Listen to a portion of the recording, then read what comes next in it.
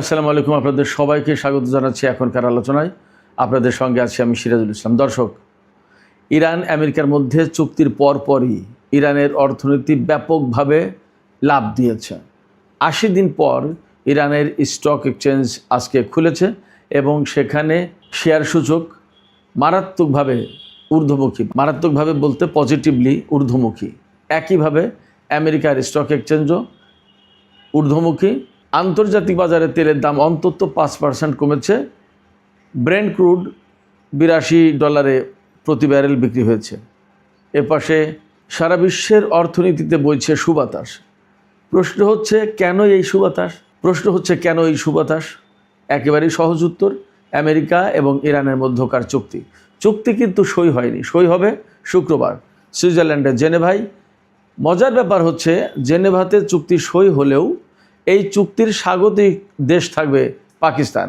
একথা জানিয়েছেন পাকিস্তানের প্রধানমন্ত্রী শাহবাজ শরীফ। এপাশে ইরানের পক্ষ থেকে কি বলা হলো, লেবানন কি বলছে, ইসরায়েল কি বলছে, আমেরিকা কি বলছে, ডোনাল্ড ট্রাম্প কি বলছে, ইউরোপীয় ইউনিয়ন কি বলছে এই চুক্তির ব্যাপারে, তুরস্ক কি বলছে, মিশর কি বলছে, উপসাগরীয় আরব দেশগুলো কি বলছে। যে সংযুক্ত আরব আমিরাত আমেরিকা এবং ইসরায়েলের সাথে মিলে ইরানের বিরুদ্ধে যুদ্ধ শুরু করেছে, সেই আরব আমিরাত কি বলছে, ভারতের মোদী সরকার কি বলছে এই চুক্তি সম্পর্কে, এই সমস্ত বিস্তারিত নিয়ে এখনকার ভিডিওতে আমি কথা বলবো। আশা করি ভালো লাগবে এবং যদি ভিডিও ভালো লাগে তাহলে শেষ পর্যন্ত সঙ্গে থাকুন আর লাইক কমেন্ট শেয়ার করে অনেক অনেক মানুষের কাছে এই ভিডিও ছড়িয়ে দিন আর চ্যানেলটি সাবস্ক্রাইব করে সাথেই থাকুন। দর্শক, চলুন বিস্তারিত আলোচনা করি। 100 দিনের বেশি সময় ধরে যুদ্ধ এবং যুদ্ধ অবস্থার ভেতরে ইরানের অর্থনীতি। গত রাতে যখন ইরান এবং আমেরিকার মধ্যে প্রাথমিক সমঝোতার চূড়ান্ত সিদ্ধান্ত ঘোষণা করা হলো, এরপরে আজকে প্রায় 80 দিন পর এই স্টক এক্সচেঞ্জ খুলেছে ইরানের এবং সেখানে ব্যাপক জাম্পিং, একেবারে লাফিয়ে লাফিয়ে সূচক বেড়েছে। ব্যাপক খুশি, শেয়ার মার্কেটে দারুণ একটা ইতিবাচক প্রভাব, অর্থাৎ এখানে ভাল্লুকের জ্বর নেই, ষাঁড়ের উল্লম্ফন আছে। একইভাবে মার্কিন অর্থনীতিতেও একই পরিস্থিতি। এছাড়া আন্তর্জাতিক বাজারে তেলের দাম আগেই বলেছি অন্তত 5% কমেছে। আমি সর্বশেষ যে খবর জানি তাতে ব্রেন্ট ক্রুড প্রতি ব্যারেল $82 বিক্রি হচ্ছিল, টেক্সাস আরও কমে বিক্রি হওয়ার কথা। তাহলে সারা বিশ্বের অর্থনীতিতে সুবাতাস বইছে, একথা মোটেই অতিরঞ্জিত হবে না। এখন প্রশ্ন হচ্ছে কেন এই সুবাতাস বয়ে গেল?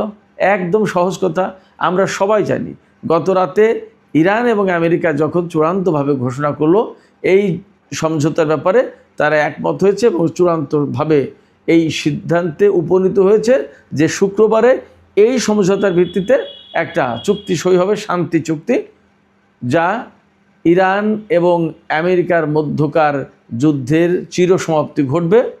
এইভাবেই বলা হয়েছে, স্থায়ীভাবে বন্ধ হবে যুদ্ধ এবং এর সাথে ইসরায়েলও যুদ্ধ বন্ধ করতে হবে। এই যুদ্ধ কোথায় কোথায় বন্ধ হবে? ইরান, ইসরায়েল, লেবানন এবং মধ্যপ্রাচ্যের যত ফ্রন্টের যুদ্ধ হচ্ছে সব জায়গায় বন্ধ হবে। তার ভেতরে আমি যতদূর বুঝি ইয়েমেন, গাজা সব কিছুই থাকার কথা। যখন এই রকম শান্তির সুবাতাস বইছে তখন অর্থনীতিতেও শান্তির সুবাতাস বয়ে যাবে, এটা স্বাভাবিক। শুধু অর্থনীতিতে শান্তির বাতাস নয়, ইরানের ভেতরে কেমন অবস্থা? ইরানের জনগণ বেশিরভাগই খুশি, তবে তাদের ভেতরে একটা দুঃখবোধ আছে।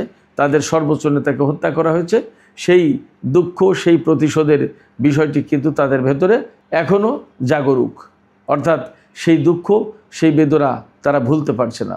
যা হোক, ইরানের পক্ষ থেকে ইরানের পররাষ্ট্র মন্ত্রণালয়ের মুখপাত্র ইসমাইল বাকাই তিনি বলেছেন, যারা যুদ্ধ শুরু করেছিল তারা পরাজিত হয়েছে, তার মানে ইরান বিজয়ী হয়েছে।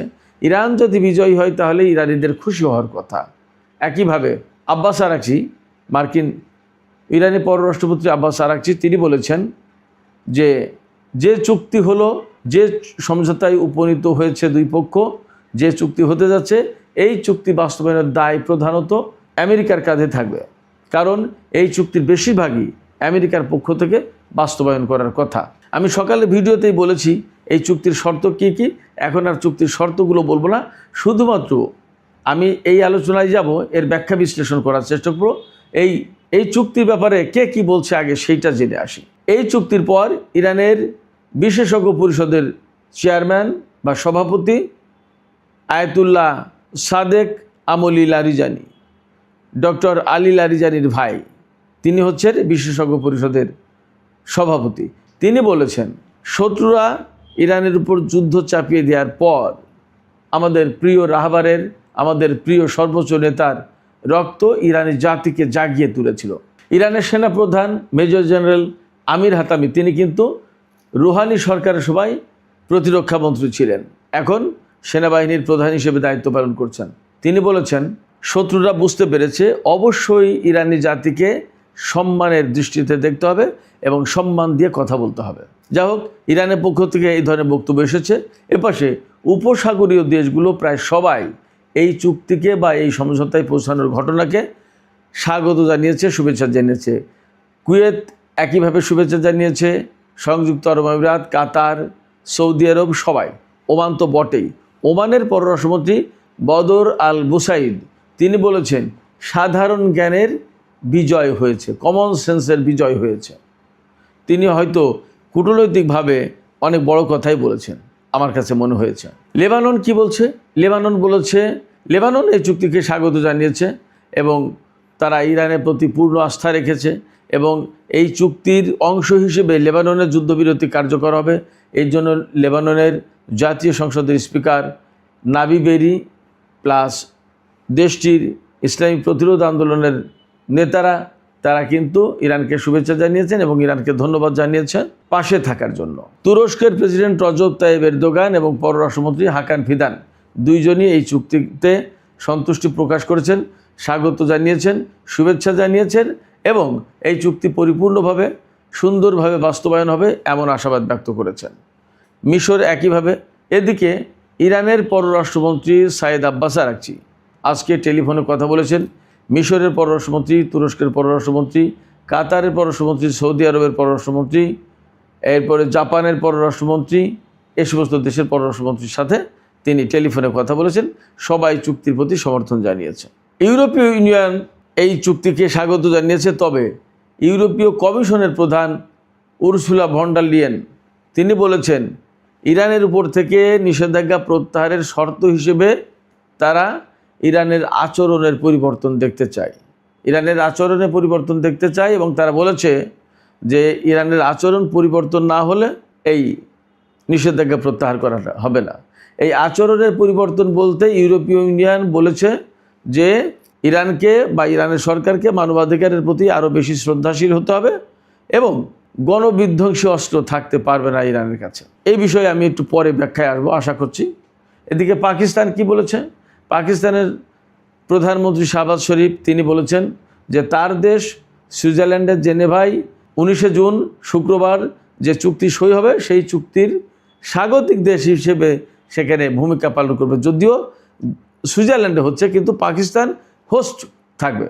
পাকিস্তানের প্রধানমন্ত্রী শাহবাজ শরীফ আজকে দেশটির জাতীয় সংসদের উদ্বোধনী বক্তৃতায় বলেন যে আল্লাহর বিশেষ রহমতে তেহরান এবং ওয়াশিংটনের মধ্যে সমঝোতার চূড়ান্ত সিদ্ধান্ত হয়েছে এবং আমরা একটা ঐতিহাসিক মাইল ফলক পার করলাম। এদিকে ভারতের প্রধানমন্ত্রী নরেন্দ্র মোদী এই চুক্তিকে স্বাগত জানিয়েছে এবং শুভেচ্ছা জানিয়েছে। তিনিও আশা করেছেন যে চুক্তি কার্যকর হবে এবং পুরোপুরি বাস্তবায়ন হবে। বাংলাদেশের পক্ষ থেকে এখন পর্যন্ত কী ধরনের বক্তব্য দেওয়া হয়েছে আমার নলেজে আসেনি, তবে নিশ্চয়ই পজিটিভ বক্তব্যই দেওয়া হবে বা দেওয়া হয়েছে। আর যদি না দেওয়া হয় তাহলে দেওয়া উচিত, দেওয়া হবে আশা করি। এবং এখানে পজিটিভ বা ইতিবাচক বক্তব্য না দেওয়ার কোনো কারণ নেই। এত বড় একটা সুন্দর ঘটনা, শান্তির জন্য এত বড় একটা চুক্তি, নিশ্চয়ই এতে প্রত্যেকটা দেশ খুশি, বাংলাদেশ তো অবশ্যই। এই চুক্তির ব্যাপারে মার্কিন প্রেসিডেন্ট ডোনাল্ড ট্রাম্প কি বলছেন? তিনি উচ্ছ্বসিত। তিনি বলছেন, গত রাতেই তিনি বলেছেন এই চুক্তির পরপরই হরমুজ প্রণালী ওপেন হয়ে গেছে, খুলে গেছে এবং জাহাজ চলাচল শুরু হয়ে গেছে। যদিও পরবর্তীতে খোঁজ নিয়ে দেখা গেছে যে এখনও ওইভাবে জাহাজ চলাচল শুরু হয়নি, কারণ চুক্তি সই হবে শুক্রবার জেনেভায় এবং ওই দিন থেকেই চুক্তি বাস্তবায়ন হবে। ওই দিন থেকে চুক্তি যখন কার্যকর হলো তখন ইরান তার পক্ষ থেকে হরমুজ প্রণালী খুলে দেবে, আর আমেরিকা তার পক্ষ থেকে নৌ অবরোধ প্রত্যাহার করে নেবে। এর আগ পর্যন্ত তো জাহাজ চলাচলের সুযোগ আছে কোথায় আমি ঠিক পরিষ্কার না। তবে একটা নেতিবাচক বিষয় আছে, একটা নেতিবাচক প্রশ্ন কিন্তু এখানে রয়েছে। জেডি ভ্যান্স সেটা উল্লেখ করেছে, সেটা হচ্ছে হরমুজ প্রণালী ফ্রি হয়ে যাবে, এখানে কোনো টোল সিস্টেম থাকবে না, কারোর কোনো নিয়ন্ত্রণ থাকবে না। কিন্তু ইরান বলছে ইরানের ব্যবস্থাপনায় এই হরমুজ প্রণালী পরিচালিত হবে। যদি ব্যাপারটা দুই পক্ষে দুই রকম হয় তাহলে চুক্তি হলো কিভাবে, সমঝোতা হলো কিভাবে?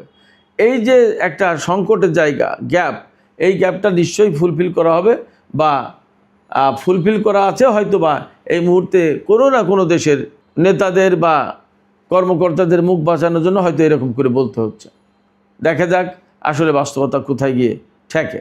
এপাশে ডোনাল্ড ট্রাম্প এই চুক্তির জন্য চীনা প্রেসিডেন্ট শি জিনপিং এবং রাশিয়ার প্রেসিডেন্ট ভ্লাদিমির পুতিনের ব্যাপক প্রশংসা করেছেন। তিনি তো প্রশংসায় ভাসিয়ে দিয়েছেন দুই প্রেসিডেন্টকে। চীনা প্রেসিডেন্ট শি জিনপিংকে অতিশয় ভদ্রলোক বলেছেন, অতিশয় ভদ্রলোক বলেছেন। তিনি বলেছেন যে যদি শি জিনপিং এই ভদ্রতার পরিচয় না দিয়ে একটি তেল ট্যাঙ্কার পাঠাতো আর তার সাথে 20টি ডেস্ট্রয়ার যুদ্ধজাহাজ পাঠাতো তাহলে আমেরিকার সাথে চীনের বিরাট বড় সংঘাত হয়ে যেত এবং এই শান্তি, এই সমঝোতা সম্ভব হতো না। সেক্ষেত্রে চীন আমেরিকার বিরুদ্ধে সরাসরি কিছু করেনি, এটা বিরাট ব্যাপার। চীনের প্রেসিডেন্ট শি জিনপিং বিরাট ভদ্রতার পরিচয় দিয়েছেন। এবার সে রাশিয়ার প্রেসিডেন্ট ভ্লাদিমির পুতিন সম্পর্কে তিনি বলেছেন যুদ্ধ শুরুর পর থেকেই প্রেসিডেন্ট পুতিনের সাথে মাঝে মাঝেই তার কথা হয় ফোনে, এবং পুতিন যতবারই ফোনে কথা বলেছেন ততবারই প্রেসিডেন্ট ট্রাম্পকে এই সংঘাতের অবসান ঘটানোর জন্য, যুদ্ধ বন্ধের জন্য বারবার পরামর্শ দিয়েছেন, আহ্বান জানিয়েছেন। এবং তিনি বারবার বলেছেন শান্তির জন্য, বিশ্বের অর্থনীতির জন্য এই যুদ্ধ বন্ধ করা উচিত। ডোনাল্ড ট্রাম্প পুতিনকে ব্যাপক প্রশংসা করেছেন এইভাবে তাকে সাপোর্ট দেওয়ার জন্য, অর্থাৎ পজিটিভলি তার সাথে আলোচনা করার জন্য। অর্থাৎ এই যুদ্ধ কেন করেছেন ধমকাধমকি বা কনফ্লিক্টে না গিয়ে, বরং তিনি পজিটিভলি বলেছেন। এই কারণে ডোনাল্ড ট্রাম্প পুতিনকে ভূয়সী প্রশংসা করেছেন। অবশ্যই ভেতরে একসময় কথা বেরিয়েছিল যে যেদিন মার্কিন প্রেসিডেন্ট ডোনাল্ড ট্রাম্প ইরানকে বিশ্ব মানচিত্র থেকে মুছে দিতে চেয়েছিলেন, সেই দিন প্রেসিডেন্ট পুতিন নাকি ট্রাম্পকে ফোনে বলেছিলেন যে দেন আপনি মানচিত্র থেকে মুছে দেখি কত ক্ষমতা, আমরাও কেউ বসে থাকব না, এরকম হুমকি দেওয়ার পরে নাকি তিনি থেমেছিলেন। যাই হোক, তারপরেও তিনি প্রেসিডেন্ট পুতিনের ব্যাপক প্রশংসা করেছেন। আসলে বাস্তবতা হচ্ছে কি, ইরানের প্রশংসা আর করতে পারছে না, কারণ ইরান তো তার সরাসরি অপোনেন্ট, তার সাথেই তো এত সংঘাত। বাকি যে দুই দেশের প্রেসিডেন্টের প্রশংসা করছেন তাদের প্রশংসা না করে উপায় নেই, কারণ ইরান, রাশিয়া এবং চীন এই তিন দেশ মিলেই বিশ্বটাকে পরিবর্তন করে দিতে যাচ্ছে এবং অলরেডি শুরু হয়েছে। তাই শুরুর এই যে তিন দেশের যে বলয়, এই তিন দেশের বলয়ের ডেফিনেটলি চীন এবং রাশিয়া তো নেতা, এতে কোনো সন্দেহ নেই। তিন দেশই নেতা, কিন্তু তার ভিতরে তো রাশিয়া এবং চীন এগিয়ে। আসলে ব্যাপারটা হয়েছে কি, এটা ত্রিভুজের মতো, ত্রিভুজের তিন কোণায় তিনজন, ইরান, চীন, রাশিয়া। আসলে কে কার থেকে এগিয়ে সেটা একটা ব্যাপার। যাই হোক, ডোনাল্ড ট্রাম্প তাদের প্রশংসা করেছেন, রাশিয়া এবং চীনের দুই প্রেসিডেন্টকে। এবার ইসরায়েলের গায়ে জ্বালা, ভীষণ অন্তর্জ্বালা।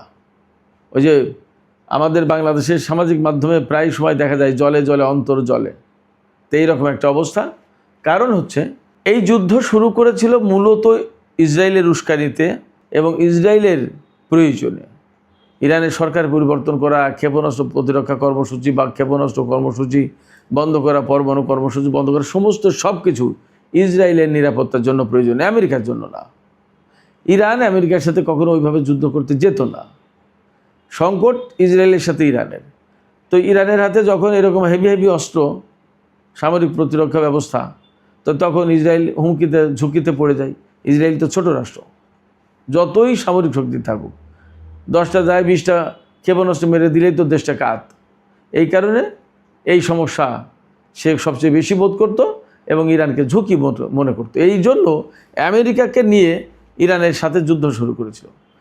কিন্তু যে সমস্ত লক্ষ্য নিয়ে ইসরায়েল বা আমেরিকা ইরানের সাথে যুদ্ধ শুরু করেছিল, তার একটা অর্জিত হয়নি। আমি আবারও বলি, ইরানের সরকার পরিবর্তন হয়নি, ক্ষেপণাস্ত্র কর্মসূচি বাতিল করতে পারেনি, পরমাণু কর্মসূচি বন্ধ করতে পারেনি, ইরানের হাতে যে এনরিচড ইউরেনিয়াম আছে সেগুলোও নিতে পারেনি, কিছুই হয়নি। তাহলে যা যা ছিল তাই তাই রয়ে গেছে। মাঝ দিয়ে কিছু লোক মারা গেছে, ইসরায়েলেরও ব্যাপক ক্ষয়ক্ষতি হয়েছে, আমেরিকারও ব্যাপক ক্ষয়ক্ষতি হয়েছে। লাভটা কী হলো? এই প্রেক্ষাপটে ইসরায়েলের বিরোধী দলীয় নেতা, তিনি একসময় ইসরায়েলের প্রধানমন্ত্রী ছিলেন, ইয়াইর লাপিদ বলছেন ইসরায়েল এই যুদ্ধে পরাজিত হয়েছে, কিছুই করতে পারেনি, নেতানিয়াহু সম্পূর্ণভাবে ব্যর্থ। আর আমেরিকা এবং ইরানের মধ্যে এই চুক্তির পর ইসরায়েলের প্রধানমন্ত্রী বেনিয়ামিন নেতানিয়াহুর মুখ একেবারে বন্ধ, চুপ। কথা বলছেন শুধু ইসরায়েলের যুদ্ধমন্ত্রী ইসরায়েল কাটজ এবং অর্থমন্ত্রী বেজালেল স্মোট্রিচ। তারা দুইজনই চরম ডানপন্থী।